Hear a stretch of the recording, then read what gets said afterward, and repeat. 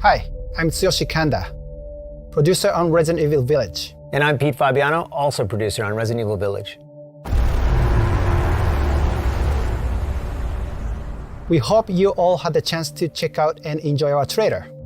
Some of you are probably wondering why we didn't just call the game Resident Evil 8. Well, it's still the 8th in the series, and we're treating it as such.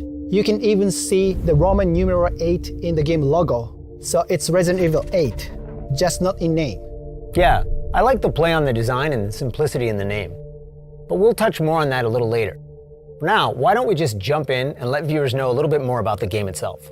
First off, Resident Evil Village will be available on PlayStation 5, Xbox Series X, and Steam.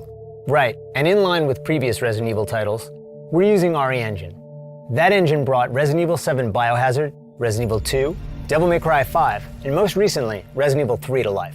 We were able to take all that we learned from those titles, along with our internal development efforts, and optimize the latest version of the engine for the next generation of consoles. With the combined power of Next Gen and RE Engine, we can take our developers' vision to new heights. Once again, we're planning a fresh take on survival horror, this time upping the ante on action a bit.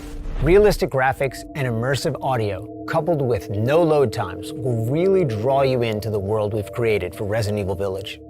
Speaking of which, the game takes place a few years after the events of Resident Evil 7 Biohazard. Right, and it follows the story of protagonist Ethan Winters. Ethan's gone back to living an ordinary life, but of course, it wouldn't be a proper story without a new challenge to overcome.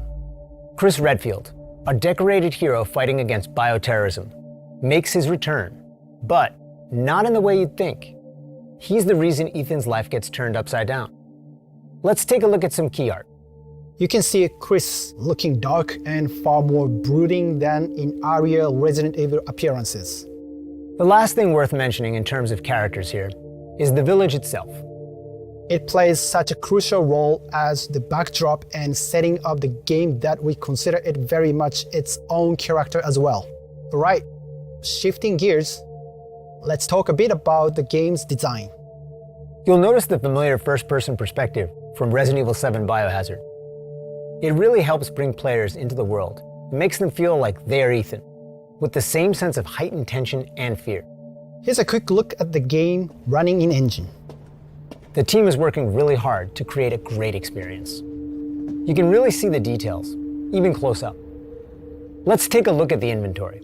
For players familiar with Resident Evil 7 Biohazard, or the recent versions of Resident Evil 2 and 3, you'll be right at home. We hope you enjoyed this additional look into Resident Evil Village. Oh, and here's one more piece of key art. You might want to pay extra close attention to this one. There's a lot that's being shown in it. So much so that we debated whether or not to actually put it in the announced trailer.